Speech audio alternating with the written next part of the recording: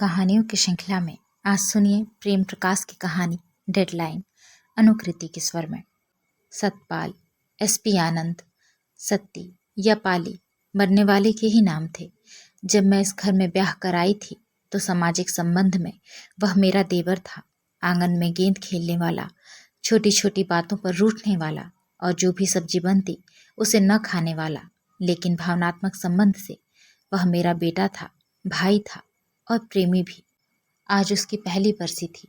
ब्राह्मणों को भोज कराया गया, दान पुण्य किया गया और घर में उसकी जो भी निशानी बची थी दान कर दी गई, ताकि उसकी माँ जैसी भाभी, देवता स्वरूप भाई और अधरंग मरीज पिता की आत्मा को शांति मिल सके। मरने वाली आत्मा का क्या मालूम कहाँ जन्म ले चुकी हो या अभी भी इसी घर में अथवा अपनी मंगेतर के घर में भटकती घूम रही हो सकता है ताया के पुत्र वधू संतोष के चौबारे पर आ बैठती हो। आनंद साहब से कहूंगी, चलो पहुआ जाकर एक बार गति करवा आए, पिताजी की आत्मा को चैन तो रहेगी। दिन भर रिश्ते नातेदारों और संबंधियों की व्यर्थ सी बातें सुन सुनकर उन्हें चाय पानी पूछ कर मुश्किल से फुर्सत तो अब मिली है। थक कर निढाल सी पड़ी हुई सोच रही हूँ, परमात्मा ने पिछले 9 महीनों में क्या लीला दिखा दी। सत्ती अपनी उम्र के आखिरी 9 माह पिछले 23 वर्षों से भी अधिक लंबे करके जी गया।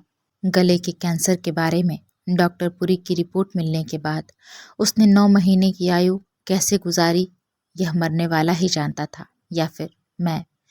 कैंसर के रोगियों के विषय में मैंने जो कुछ भी पढ़ा था वह आधा झूठ था। सच तो वह था जो हम पर बीता था। बीए करके 1 साल की बेकारी के बाद सत्ती को नौकरी मिले और मंगनी हुए अभी पूरा 1 साल भी नहीं बीता था कि गले में हो रही खारिश का नाम कैंसर बन गया, जिसकी रिपोर्ट देते हुए डॉक्टर पुरी, जो रिश्ते में मामा भी लगते थे, उनके पूरे चेहरे पर पसीने की बूंदें चमकने लगी थीं।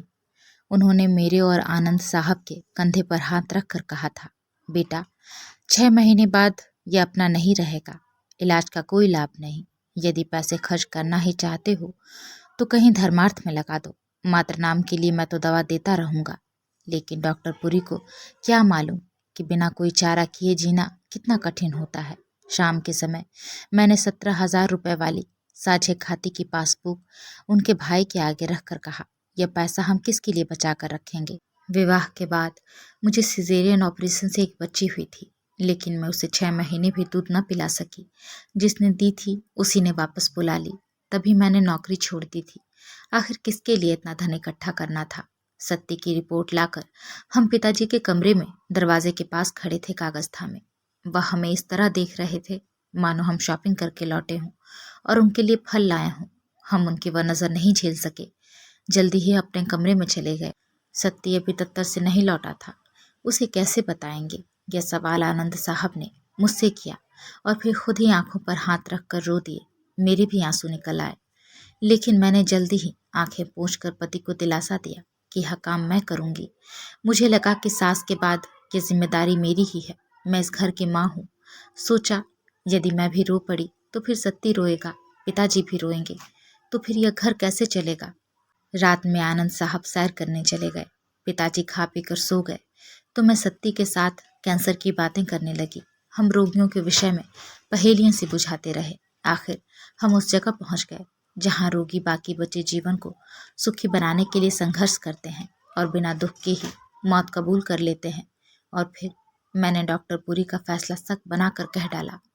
सुनकर वह डरा नहीं, लेकिन उसके चेहरे की मुस्कान लुप्त हो गई। बोला, मैं खुद ही डॉक्टर पुरी से पूछूंगा। मैंने रिपोर्ट उसके आगे रख दी। उस पर कैंसर तो नहीं लिखा था, डॉक्टर की भाषा में कुछ और ही था। उसने एक बार देखकर रिपोर्ट उसी तरह तह करके टिका दी, एक बार खांसा और उठकर अपने कमरे में चला गया। मैं खड़ी देखती रही। वह 2-3 मिनट तक अपनी मेज का सामान इधर उधर करता रहा और फिर बाहर बरामदे में आकर रुक गया। सामने गेट के पास क्यारी में लगे फूलों की ओर देखता रहा। मुझे लगा कि लो, यह मौत का चक्कर तो शुरू हो गया। रात में आनंद साहब आए, पलंग पर लेटकर सिगरेट सुलगा कर बोले, हम सत्ती का इलाज करवाएंगे। कई मरीज 10-10 साल तक भी जी जाते हैं। वे अपने मित्रों से सलाह मशवरा करके आए थे। मैंने 2,000 रुपये निकाल कर उनके सामने रख दिए। वे खींच उठे, गुस्से में बोले तो मुझे ख्याल आया कि खर्च तो मुझे ही करना है, इलाज भी मैंने ही करना है।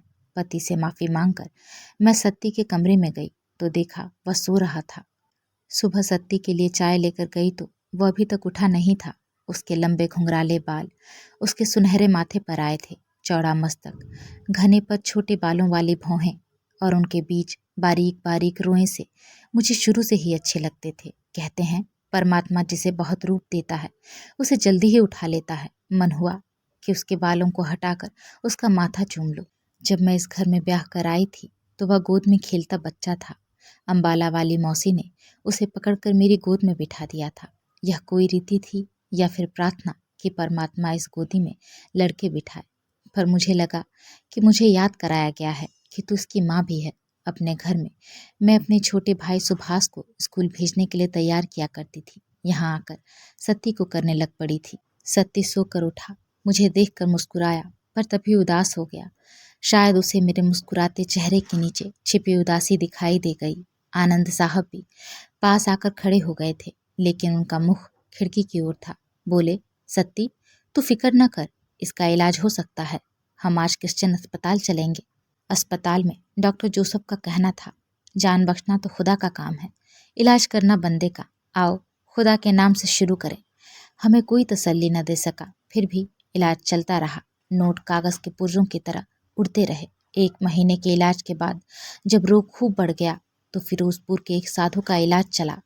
फिर एक इश्तहारी हकीम की हल्दी से बनाई गई दवा चली, फिर कुरुक्षेत्र के वैद्य की, और फिर पीजीआई। मेरी हमेशा यही कोशिश रहती थी कि सत्ती अकेला न रहे। हम ताश, कैरम व अन्य खेल खेलते या फिल्में देखने चल पड़ते। ताश व अंगूठे और उंगली को थूक लगा कर बांटता था। रोटी खाता तो मेरी कटोरी में से बुर्की लगा लेता था। शर्त लगाता तो मेरे हाथ पर हाथ मारता। मैं डर जाती। एक दिन मैं डॉक्टर पुरी के पास गई। वे बोले, कैंसर छूत का तो रोग नहीं है, लेकिन परहेज में क्या हर्ज है।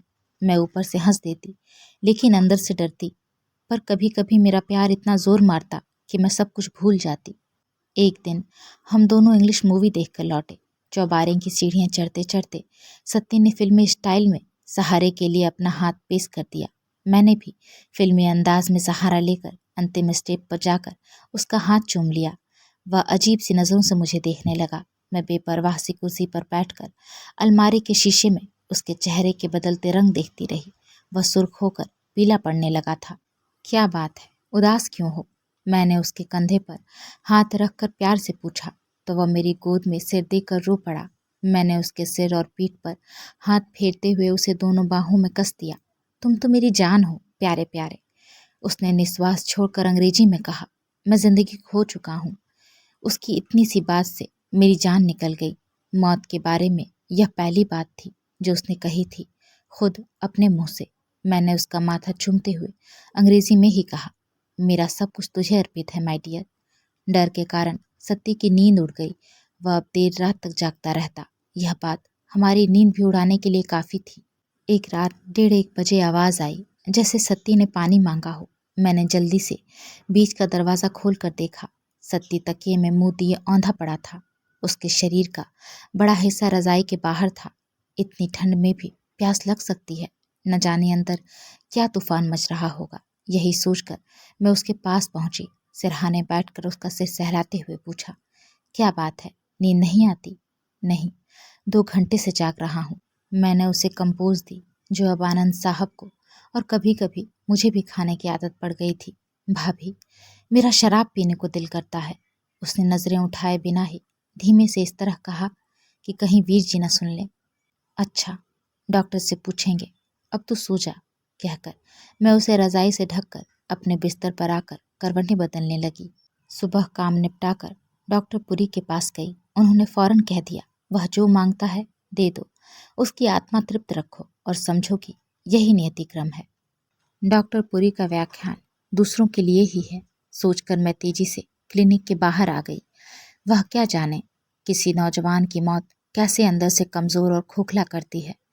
कैसे मौत का डर हमारे घर की ईंट ईंट पर बैठ गया था। हर चेहरे पर मातमी हाशिया चस्पा था।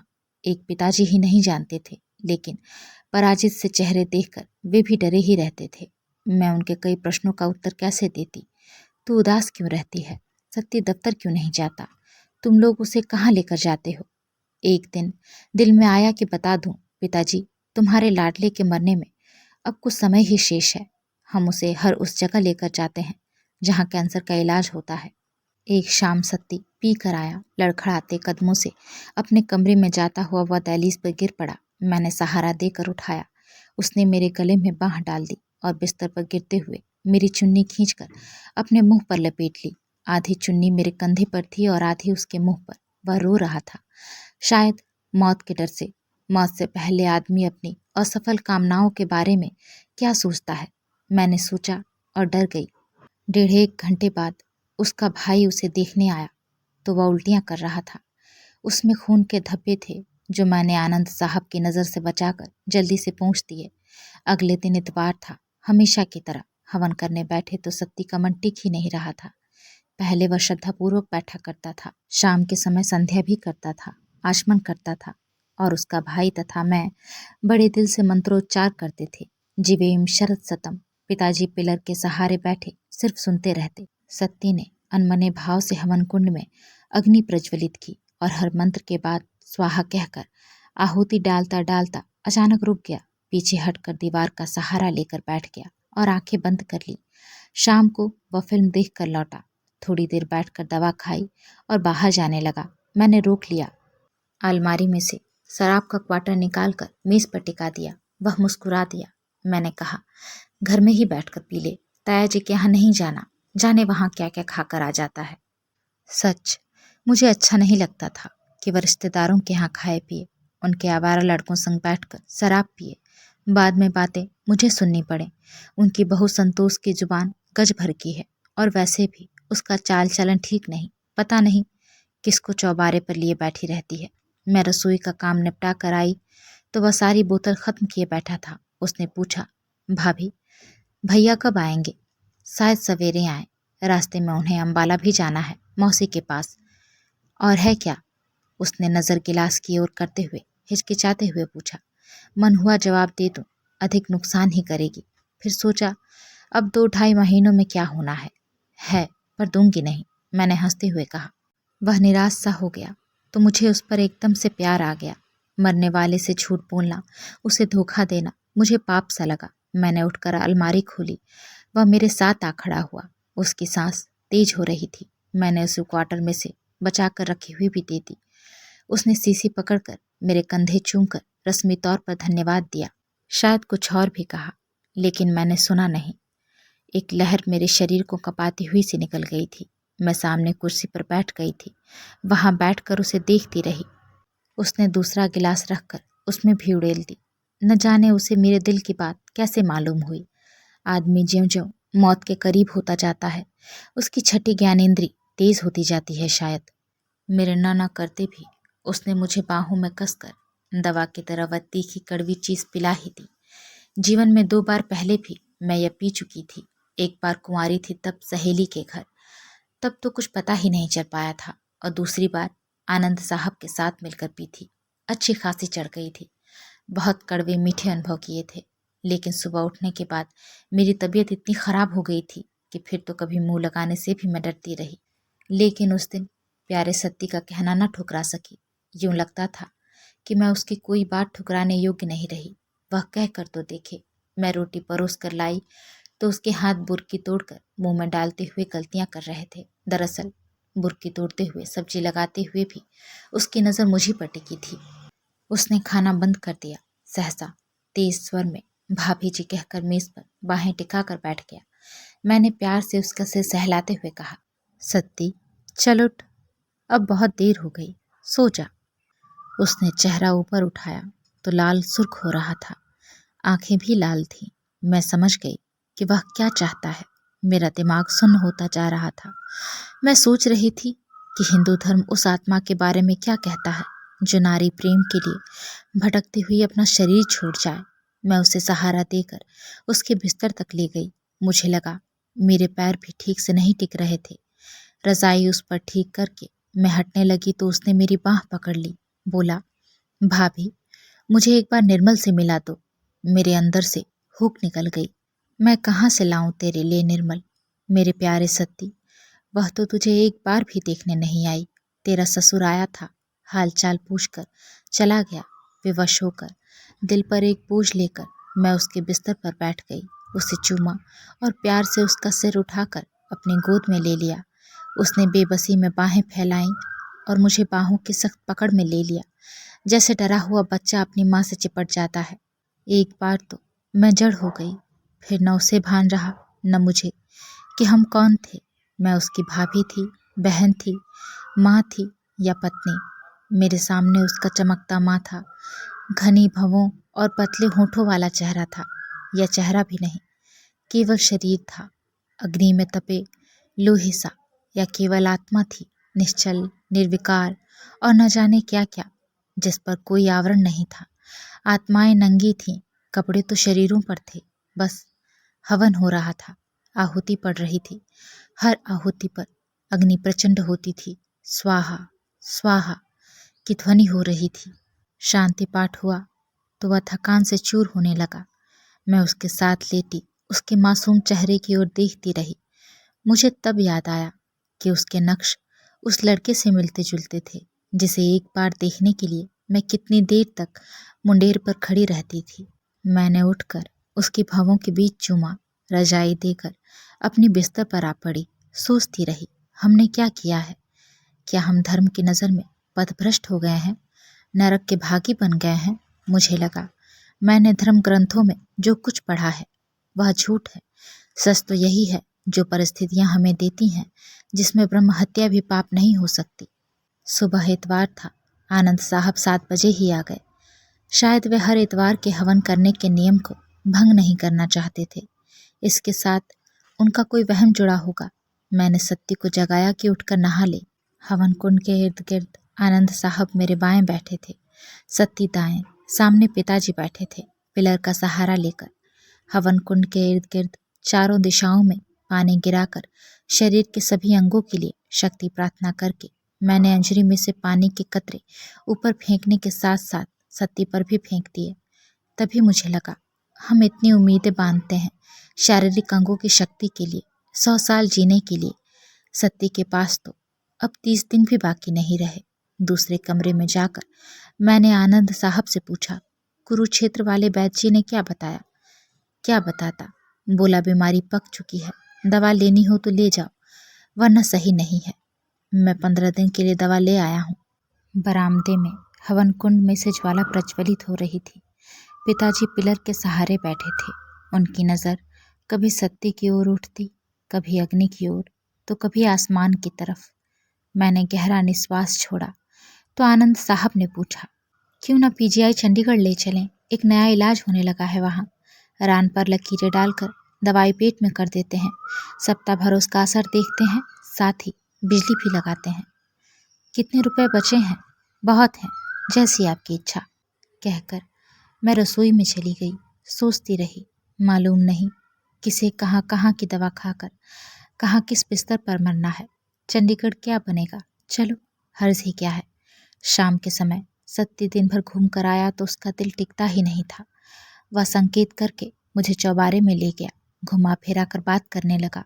मैं समझ गई उसका दिल पीने को हो रहा है, लेकिन आनंद साहब का डर था। मैं उसे सब कुछ वहीं पकड़ा आई। आनंद साहब साबूदाना लेने बाजार गए तो सत्ती तुरंत नीचे उतर आया, रसोई में मेरे पीछे खड़ा हो गया।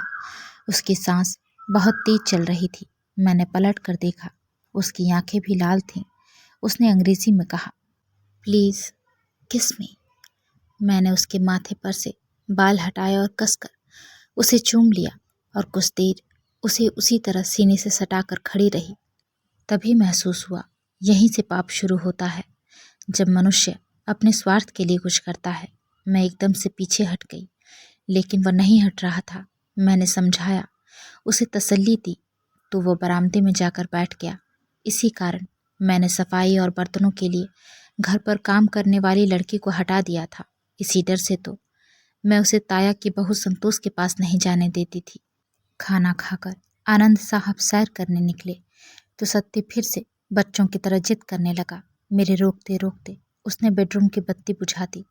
वह शांत होकर सुस्ताने लगा तो मुझे लगा मानो मेरा मरने वाला बच्चा मेरे साथ लेटा है। मुझे होश आया तो मैं उठकर तेजी से बाथरूम में गई। ब्रश लेकर कुल्ला किया। मेरे अंदर डर बैठ गया। शुरू शुरू में मैं अपने होठों को बचाने के लिए मुंह पर कपड़ा रखती थी, लेकिन कुछ उसके जोर डालने पर, कुछ अपनी बेबसी में मैं यह बात भूल ही बैठी थी कि वह कैंसर का रोगी था। दोपहर में मैं डॉक्टर पुरी के पास गई। उन्हें नई आई नौकरानी के साथ सत्ती की बात जोड़कर बताई तो वे बोले, कोई बात नहीं, नो इन्फेक्शन। लेकिन मेरा वहम दूर न हुआ। चंडीगढ़ में हमारे कोई संबंधी हैं, लेकिन हम किसी के यहाँ नहीं गए। रोगी के साथ जाना क्या अच्छा लगता। अस्पताल के पास 15 सेक्टर में एक कमरा रसोई किराए पर लेकर रहने लगे। अस्पताल से फारिग होकर हम देवर भाभी पकाते खाते ताश खेलते, शाम को सैर के लिए निकल जाते। शॉपिंग सेंटरों में लोगों की भीड़ में सत्ती का मन लगता था। वह जो भी पसंद करता मैं खरीद देती। कई कॉस्मेटिक्स वह मेरे लिए भी पसंद करता, मैं वह भी खरीद लेती। एक दिन उसने एक स्कार्फ पसंद किया। इतने गहरे लाल नीले पीले रंगों का वह स्कार्फ मुझे क्या अच्छा लगता भला, लेकिन सत्ती की ख्वाहिश थी या जिद। मुझे दुकान से वही बांधकर उसके साथ चलते हुए घर आना पड़ा। उसको बांधकर बिस्तर पर लेटना पड़ा। सर्दी जा चुकी थी तो भी वह चाहता था कि रात को दरवाजे खिड़कियां बंद रहें। नारी को देखने की उसकी भूख मिटती ही नहीं थी। कभी कभार वह मुझे देखता, सोचता और फिर मेरे सीने पर सर रखकर रोने लग जाता। अस्पताल में मुझसे कोई पूछता, क्यों बीबी, यह तेरा कोई भाई है? मैं हाँ कह देती। यदि कोई पूछता, तेरा बेटा है? मैं तब भी हाँ कह देती। यदि कोई पूछता, यह तेरा क्या लगता है? मैं चुप ही रहती, क्या बताती। चंडीगढ़ में वह मेरा पति बनकर रह रहा था, मेरे शरीर का स्वामी। अब औरत उसके लिए कोई भेद, कोई रहस्य नहीं रही थी, एक रूटीन बन गई थी। उसका अपना शरीर दिनों दिन कमज़ोर होने लगा था, बिजली के इलाज के कारण या उसकी मानसिक अवस्था के कारण, कुछ निश्चित कहा नहीं जा सकता। उसकी जिद व मांग भी कम होने लगी थी। खाने पहनने से भी उसका जी उचाट होने लगा था। वह कभी शराब पीता, कभी समाधियां लगाता, तो कभी गीता के श्लोक उच्च स्वर में पढ़ता रहता। नैनम छिंदंती शस्त्राणी। मैं सोचती कि बार बार उसका यह श्लोक पाठ किसी को कैसे सहारा दे सकता है। आत्मा के अमर अजर होने से उसे क्या फर्क पड़ता है। पीजीआई का कोर्स पूरा करके हम घर लौटे तो अब उसे दलिया खाना भी मुहाल हो गया था। कभी कभी हालत एकदम बिगड़ जाती, सांस लेना मुश्किल हो जाता। वह सुबह से शाम तक बरामदे में अपनी खाट पर लेटा गेट की ओर देखता रहता। कभी कभी अचानक डर जाता, उसकी बाँह, टांग या सारा शरीर कांप जाता, जैसे बच्चे सपना देख कर डर जाते हैं। शाम को चाय के समय पिताजी ने सत्ती को बुलाया। वह सामने कुर्सी पर आ बैठा। पिताजी देखते रहे, फिर कुछ फुसफुसाकर हाथ जोड़कर उन्होंने आंखें मीच लीं। मैंने सत्ती को संकेत करके उठा दिया। एक दिन बरामदे में सत्ती को सिगरेट पीते हुए छोड़कर रसोई में गई तो उसकी चीख सुनाई दी। मैं दौड़ कर आई। वह आराम कुर्सी से गिर पड़ा था। सिगरेट फर्श पर पड़ी सुलग रही थी। तनिक सहारे से वह उठ बैठा और बोला, भाभी, मेरी सांस रुकने लगी थी। मैं उसके गले पर देसी घी मलती रही। आखिर डेडलाइन भी आ गई। वह आखिरी रात थी, मुझे नींद नहीं आ रही थी। आनंद साहब गायत्री मंत्र का पाठ कर रहे थे, लेकिन सत्ती सो रहा था। मैं इसी दौरान 2 बार उसे देख चुकी थी। अचानक उसकी कठिन सांसों की आवाज़ रुक गई। कुछ क्षण मैं सांस रोककर लेटी रही, फिर उठकर उसके कमरे में गई। धीमे से चादर का पल्लू हटाकर देखा। उसकी सांस चल रही थी, लेकिन उसका चेहरा पीला हो गया था। झुककर मैं उसके चेहरे को निहारती रही, चेहरा जो कभी लाल गुलाब था। सुबह उठकर आनंद साहब ने फिर हवन किया। पिताजी के हुक्म के अनुसार कितना सारा अनाज व वस्त्र सत्ती के हाथ से दान करवाया। तीसरे पहर सत्ती आराम कुर्सी पर बैठा बैठा गिर पड़ा। आनंद साहब घर पर ही थे। हम जल्दी में उठाकर डॉक्टर पुरी की क्लिनिक ले गए। उन्होंने न जाने कैसे वह क्या किया कि सांस ठीक हो गई। फिर 10 ही दिन में सेहतमंद होकर उसने डॉक्टर पुरी को भी हैरान कर दिया। वह घोड़े जैसा तगड़ा हो गया था, सब कुछ खाता पीता और आवारागर्दी करता। फिर वह वही सब करने लगा जो मुझे पसंद नहीं थे, जिनके कारण मुझे उस पर और खुद पर शर्म आती थी। अक्सर वह संतोष के पास उसके चौबारे पर बैठे रहता, ताया जी के लफंगे लड़कों के साथ पीता व लचर सी हरकतें करता। ज़बरदस्ती मेरे पर्स में से पैसे निकाल कर ले जाता। यहाँ तक कि कभी मैं उसे प्यार करती तो उसकी नज़र में वो प्यार नहीं दिखाई देता।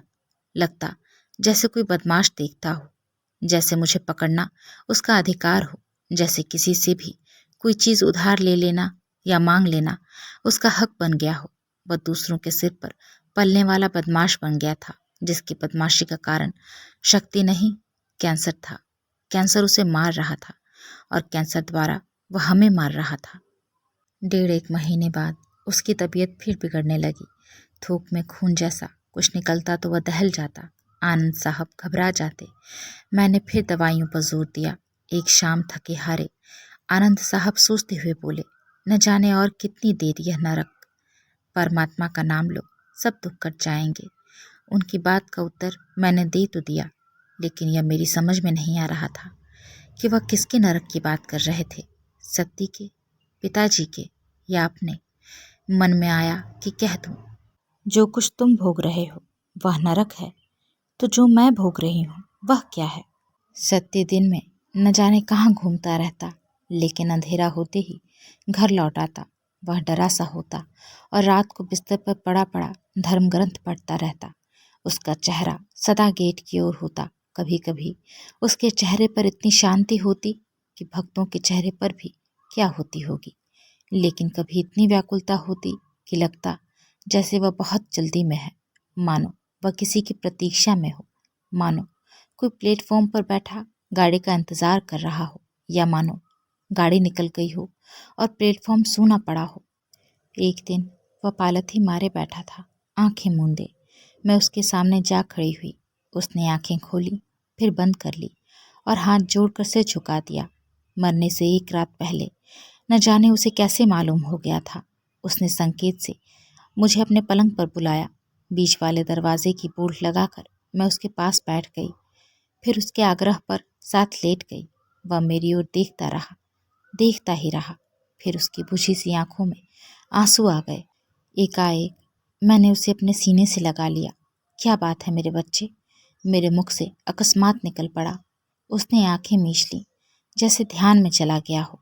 दूसरी सुबह उसने बेड टी नहीं पी, नहाकर अगरबत्ती जलाई और पाठ करने बैठ गया। अभी प्रारंभिक मंत्र ही पढ़ा होगा कि उसके हाथ में से पुस्तक गिर गई और वह फर्श पर टेढ़ा हो गया। मैं रसोई में से भागती हुई आई, उसे संभाला तो मेरी चीख निकल गई। आनंद साहब कांपते हुए से दौड़े आए, लेकिन वह घटित हो चुका था, जिसकी प्रतीक्षा सत्ती को थी, आनंद साहब को थी, और शायद मुझे भी। आज इस घटना को कोई 1 साल बीत गया, लेकिन मुझे इस सवाल का जवाब नहीं मिल रहा कि वह मेरा कौन था।